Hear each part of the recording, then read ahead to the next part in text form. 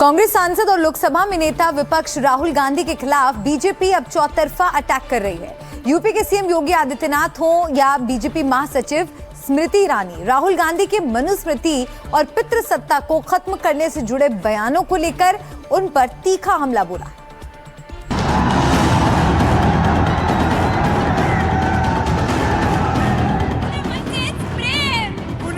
Prem, love you all, thank you. क्यों भारत की विरासत को बर्बाद करना चाहते हैं? वंदे मातरम का पूरा मंचन, पूरा गायन कांग्रेस मुख्यालय में हो। कांग्रेस सांसद राहुल गांधी पर बीजेपी हमलावर। राहुल गांधी के बयानों पर सवाल पूछे जा रहे हैं। वंदे मातरम हो या छात्रों का मुद्दा, राहुल गांधी पर आरोप लग रहे हैं कि वो युवाओं को गलत रास्ते पर ले जा रहे हैं। टू एक्सप्रेस योरसेल्फ, टू से व्हाट यू फील, टू से व्हाट यू थिंक। यूपी के सीएम योगी आदित्यनाथ ने जंतर मंतर आंदोलन का जिक्र किया और राहुल से सवाल पूछे कि आप युवाओं को किस ओर ले जाना चाहते हैं। और आप भारत के बच्चों को, भारत के नौनिहालों को उस दिशा में क्यों ले जाना चाहते हैं जहां पर किसी माता को या किसी अन्य व्यक्ति को बाद में लज्जित होकर के माफी मांगनी पड़े। आपने देखा होगा जंतर मंतर में अभी एक बेटी ने प्रधानमंत्री जी मोदी जी के प्रति किस प्रकार की अभद्र भाषा का प्रयोग किया था, और बाद में उस बेटी की मां, वह बेटी भी अपने शब्दों को वापस लेती है, माफी मांगती है। उसकी माता पिता ने भी इस बात को स्वीकार किया कि उनकी बेटी ने गलत बोला है।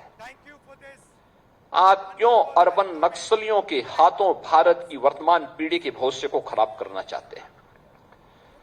क्यों भारत की विरासत को बर्बाद करना चाहते हैं?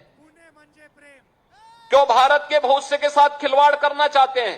जिम्मेदार नेता प्रतिपक्ष के रूप में अपनी सकारात्मक भूमिका की अपेक्षा देश रखता था, लेकिन आपने उन भूमिकाओं को भी बर्बाद कर दिया, समाप्त कर दिया है। इससे पहले रविवार को बीजेपी महासचिव स्मृति ईरानी ने राहुल गांधी पर निशाना साधा था। राहुल गांधी ने शनिवार को पुणे में अपने छात्रों की गूंज कार्यक्रम में छात्राओं से बातचीत की थी। उन्होंने छात्राओं से पितृसत्ता को खत्म करने की अपील की थी और कथित मनुस्मृति वाली सोच पर हमला बोला था। राहुल से स्मृति ईरानी ने कहा कि महिला आरक्षण लागू होने दें और पूरा वंदे मातरम भी गाएं। क्योंकि कांग्रेस पार्टी के एक अहम नेता ने महिलाओं और महिलाओं के नेतृत्व के समर्थन की बात की है, मैं उनसे कहना चाहती हूँ विनम्रता पूर्वक, कृपया प्रधानमंत्री जी की इस मुहिम को कि देश की महिलाओं को संसद में नेतृत्व करने के लिए 33% आरक्षण का बिल त्वरित रूप से लागू हो, इस प्रयास में प्रधानमंत्री जी का सहयोग करें। वंदे मातरम का पूरा मंचन, पूरा गायन कांग्रेस मुख्यालय में हो, ताकि महिलाओं के प्रति जो उन्होंने रुचि और रुझान दिखाया है उसको वो कांग्रेस मुख्यालय और संसद में प्रधानमंत्री मोदी के 33% महिला आरक्षण बिल को त्वरित रूप से लागू करने के संकल्प के माध्यम से, जो उन्होंने कहा कल अपने कार्यक्रम में, कांग्रेस के नेता अपने शब्दों को आकार दे सकते हैं, नरेंद्र मोदी के इस संकल्प को अपना सहयोग दे सकते हैं। बीजेपी लगातार राहुल के रवैये पर सवाल उठाती रही है। बीजेपी आरोप लगाती है कि संसद में जब चर्चा होने लगती है तो राहुल आते ही नहीं है। महिलाओं के मुद्दे पर राहुल बयान देते रहते हैं, लेकिन संसद में महिला आरक्षण बिल पास नहीं होने देते। महिलाओं को अधिकारिता देने का सबसे क्रांतिकारी कदम महिला आरक्षण बिल है, जिसको राहुल गांधी विरोध कर रहे हैं, जिसके खिलाफ वोट कर रहे हैं। महिलाओं को अधिकार देना नहीं चाहते। मैं ऐसा मानता हूं, खाने के दांत अलग है, दिखाने के दांत अलग है।